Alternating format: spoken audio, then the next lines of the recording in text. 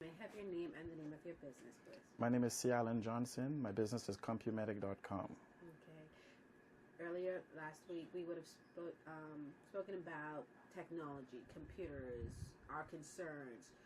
What off the bat are you trying to tell us as far as technology in the Bahamas is concerned? What is your concern?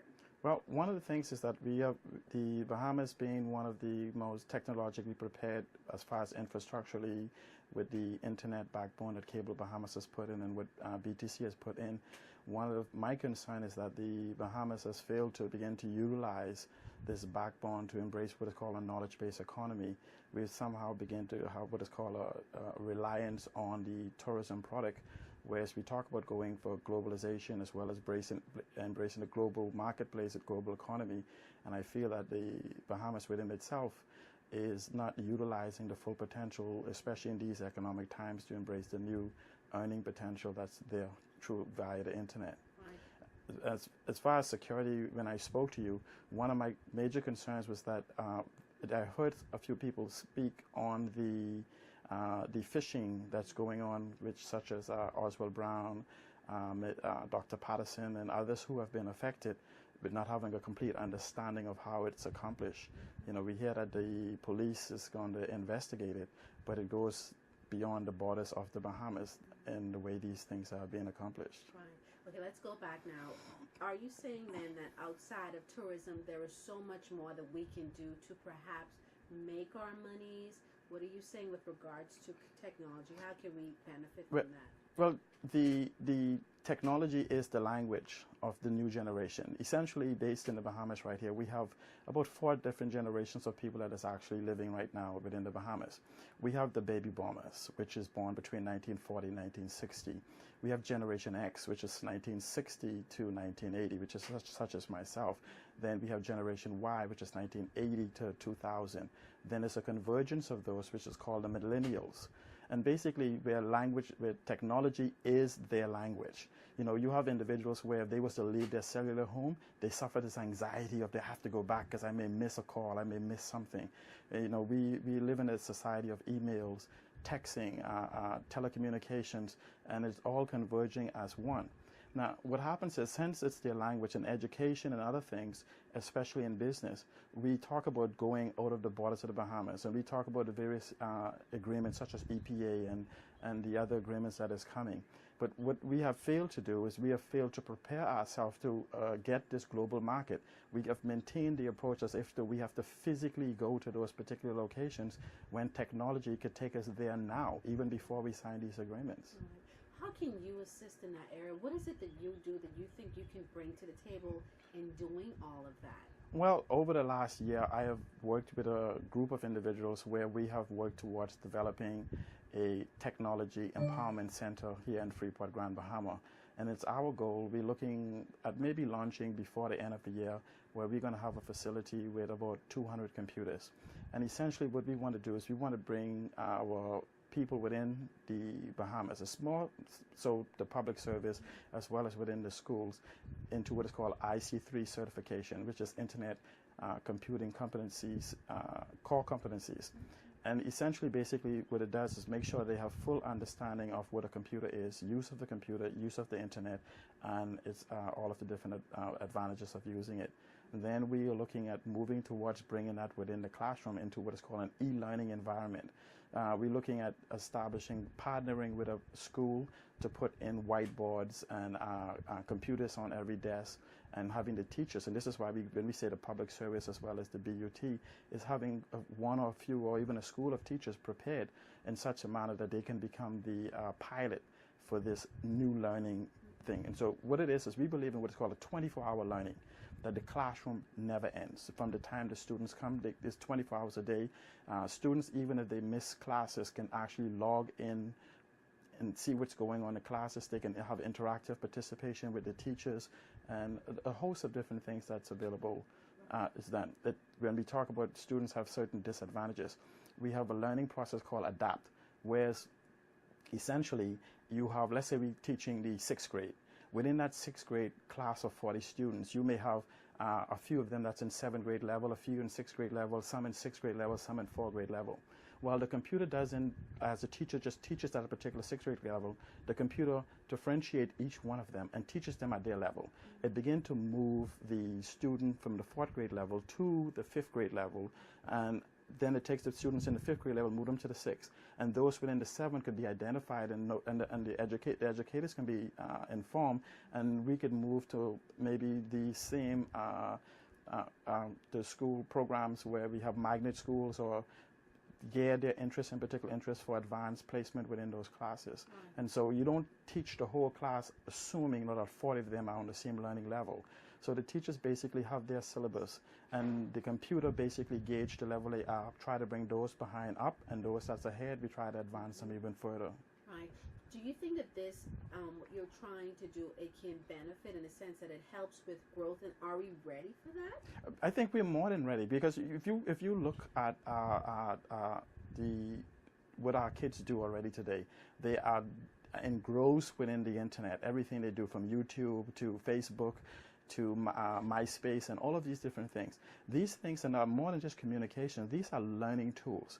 And so they are receptive. The problem is that we may have what we call the baby boomers who have either afraid to or have chosen not to move into this new millennial, this new method of learning, new method of teaching. Right. And it's basically preparing them for the future, you believe? Yeah, the future. See, you talk about the future. I think the future is now.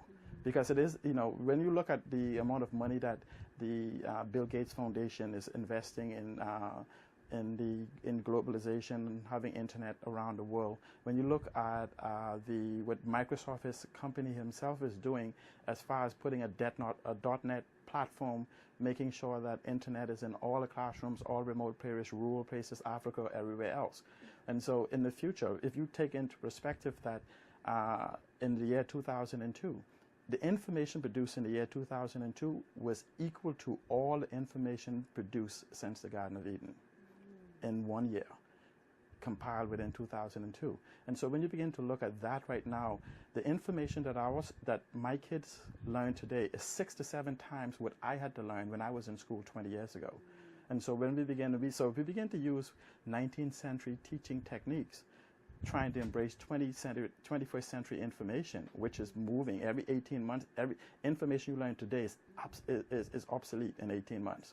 And so here we're spending 2 years teaching them 6 months of information that'll be obsolete by the time we finish teaching them. Wow.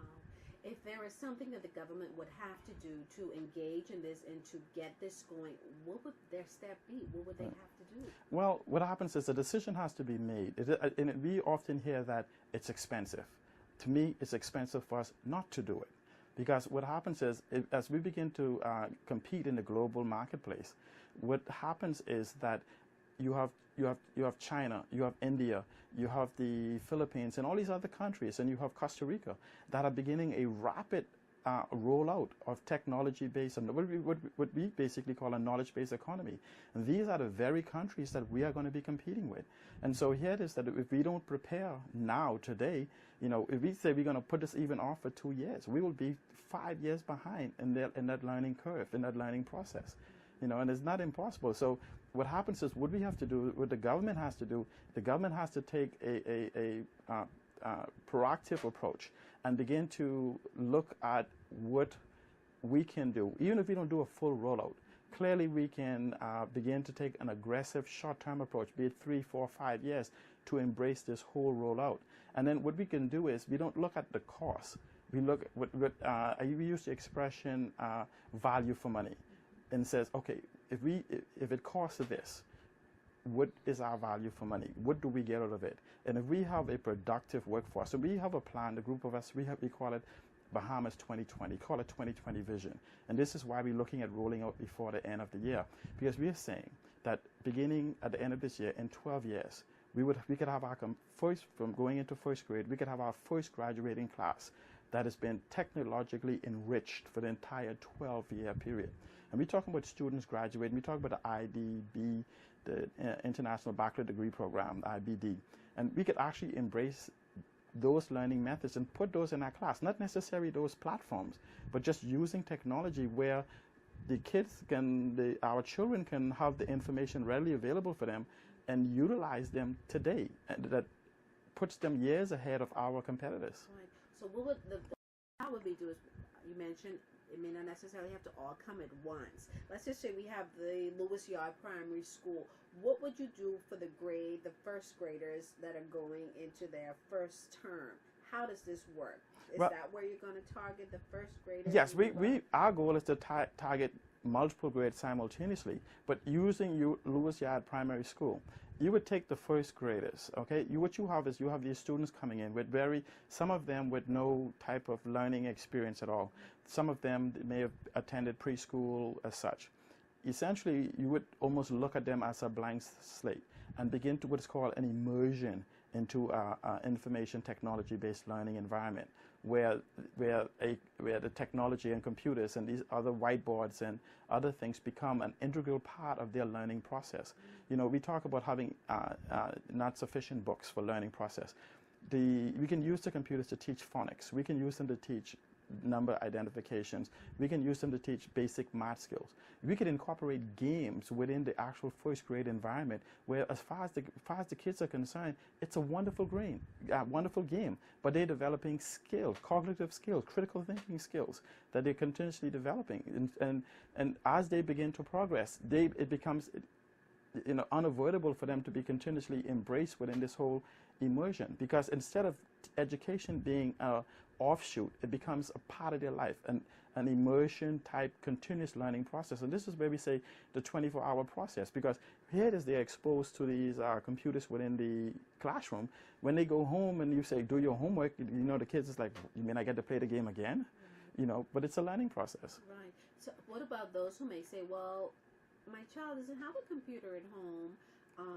They have it at school, but then when they come home, are they going to be at a disadvantage for those who may not be able to afford it? How would you? Well, this one of the things we're also looking at. We in conjunction with our learning process, it's more of an eBahamas initiative that we're trying to learn. We're looking at getting computers in the classroom. We're looking to partner with companies such as Dell, companies such as Microsoft, and we're looking at getting affordable computers in the classroom.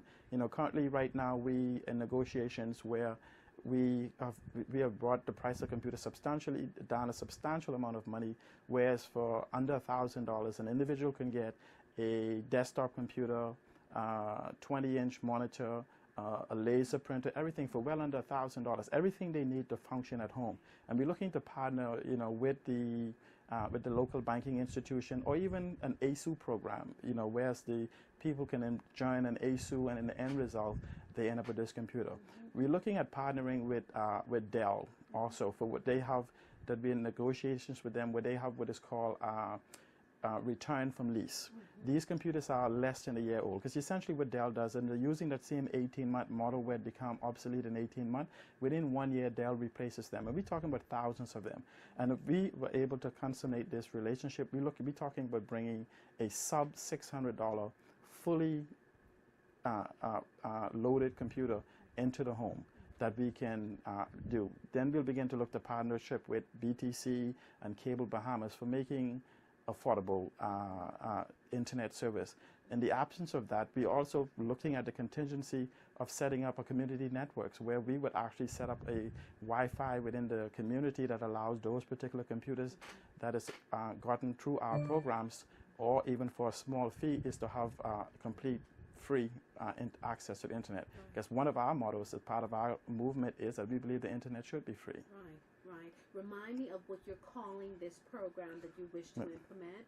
It's called eBahamas Initiative, and we're looking at launching. We've acquired the websites ebahamas.org and e-bahamas.org, where we're looking at launching our platform by the end of the month, and making ourselves available to. We're going to make ourselves available to school, education facilities,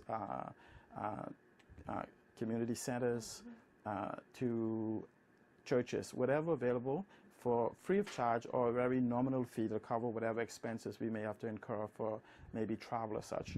But our consultancy will be totally free. We will come in, help you develop your program, help you reach out for what is called public-private partnership, as well as governmental partnership, to actually begin to put what is called true technology empowerment centers within each of our communities. We want to put at least 80. We talk about the 41 districts that's around.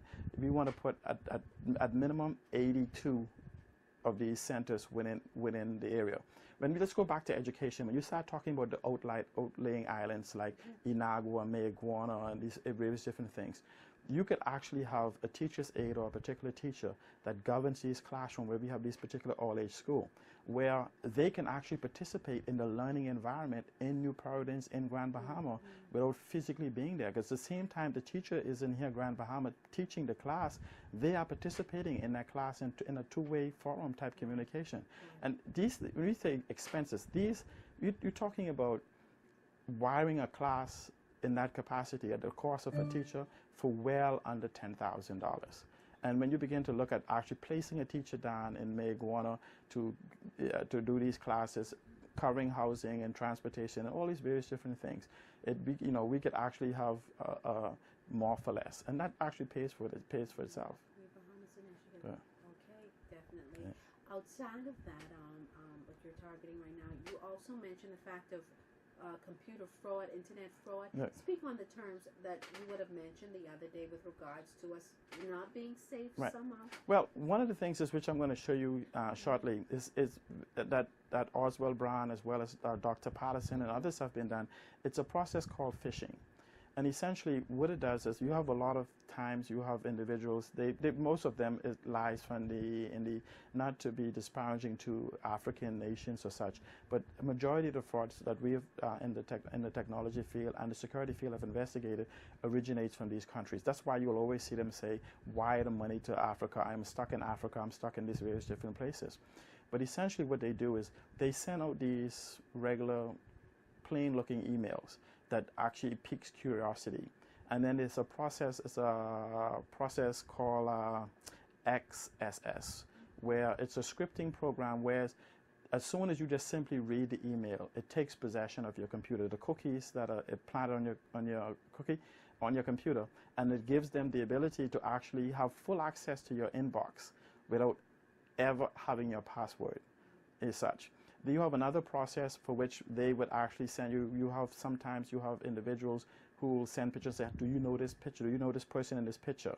And embedded within those pictures are also scripting. Also within they'll send it as a form of a zip file. And when you click to open the zip file, it seems as though nothing happened.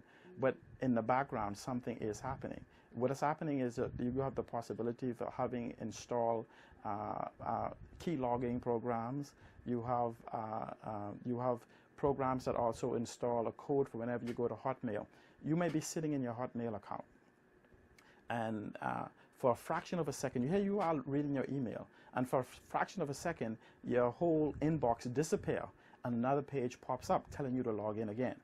The problem with that, the problem with that is, you have not logged out. That is the malicious script that is having you believe. So what you do is you type back in your username, you type back in your passcode and put sign in. The minute you do that, it exits it, sends the username and passcode off to the other individual and brings back up the other where you were before. And so you naturally assume that, oh, I just re-logged back into the program, not even realize that you have just release your information. And that's basically come under the major category of phishing. Wow. So if that were to happen, the wisest thing would be to not. Yeah, one of the things I tell people to do is that if you was to automatically be logged out, exit out of all of your window browsers and launch a window browser of your own that you have initiated, not that a malicious script may have, and just log in again on your own.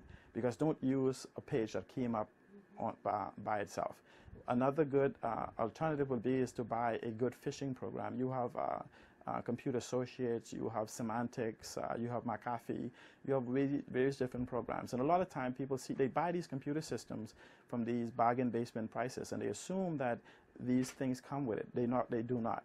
If they do, they come for 30, 60, or 90 days. And a lot of people after that time is then they say, okay, I don't have the $100, I don't have this, I don't have that, that to actually involve. And actually what they do is they actually increase their risk, because you have these various different things. Because essentially, and again, if you look at, and there's a very good chance that most of the people in the Bahamas that have had their email hacked and made these financial requests, each had each other's email. They were all part of a whole part of a social network. So essentially, at the same time they were sending this request of money, they were also getting your passcode. And so any one of those people who got those requests and haven't done so, I would tell them immediately change their passcode. Do not change it to familiar phrases and paraphrases and such. Develop a combination of name, of numbers and letters, and even some of the upper characters like the pound symbol and the and symbol or the dollar signal, the dollar sign, somewhere within your code, and change your code regularly. I recommend changing at least every 2 months. Yeah. Should we take this seriously in the sense? Oh, knock a key. Should we take the next one too? Okay. Should we take this seriously? You know, a lot of people tend to be like, "Oh, it's not gonna happen to me," and I know I don't this, I don't that. Is this something that we should be taking seriously on a daily basis? Absolutely, and why? Absolutely.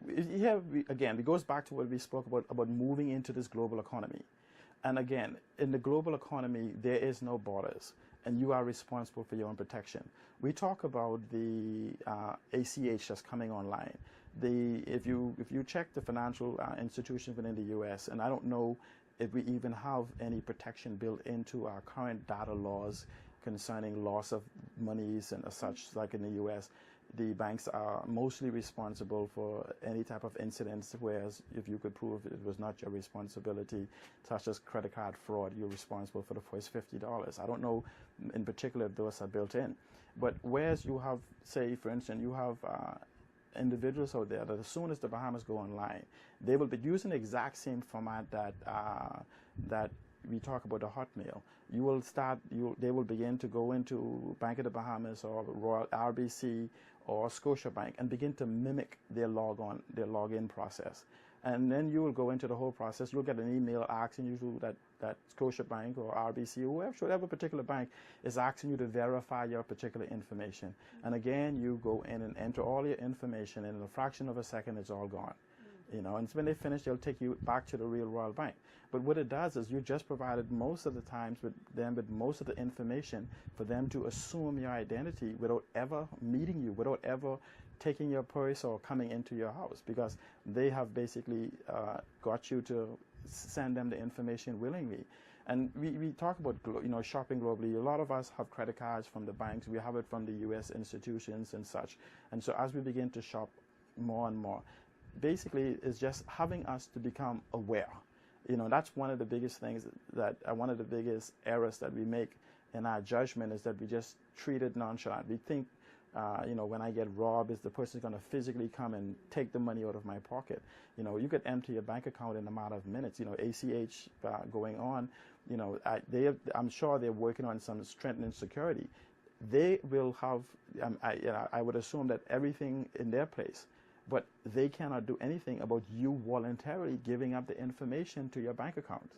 And that's where the problem is. And so it's an education process where I think that the BACH may most likely begin to take an approach of educating us into this new global economy, this e-commerce thing, to understand there is some risk that goes along with it.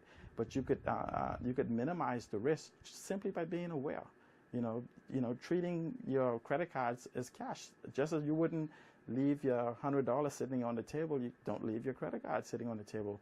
As soon as they get the information, they naturally assume your identity, and they don't have to be here. You know, they shop on the internet and have it shipped and drop shipped to wherever they are. Wow. And finally, I would have asked you the question what you would have mentioned. Police say, well, we're going to investigate this.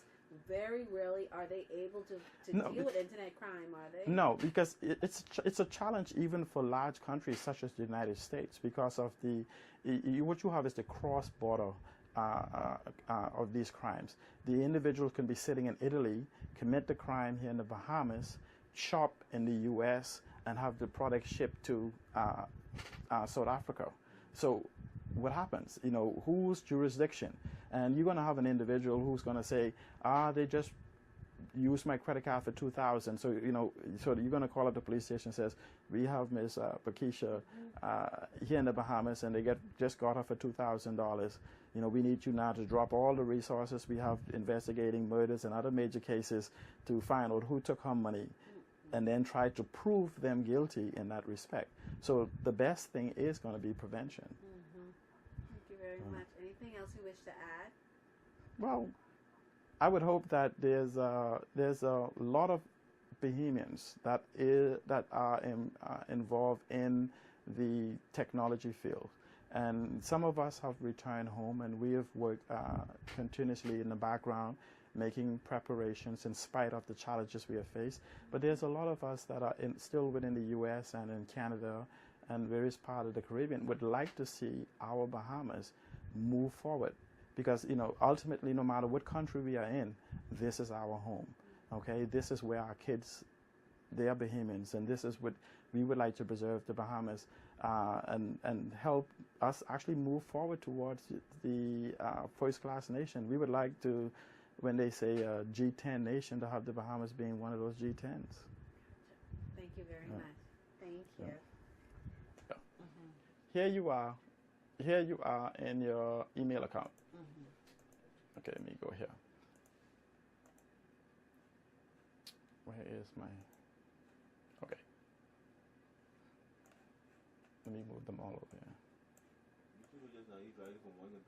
Yeah. One monitor to the next. Yeah. All right. Okay. Here you are in your email. So which one is going? Follow him. Over here. I'm gonna move them all. I'm gonna move them. Okay. And so this is what happens here. You're gonna have this one.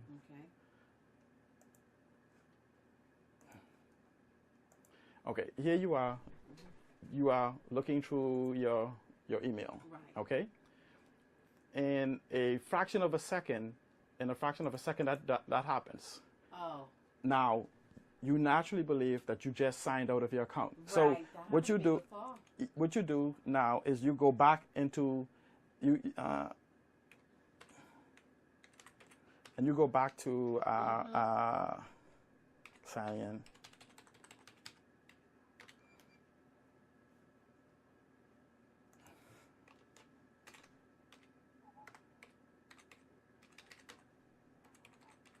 And so what happens is when you sign in, and instantly it goes away. Wow. And it looks as if though this comes right back up. Right. And so you said, oh, okay, I'm signed back in. But that never went anywhere. Now, what you would have just done was just sent your information off to someone else. If you come over here to this screen, here you have what is called anonymous messages.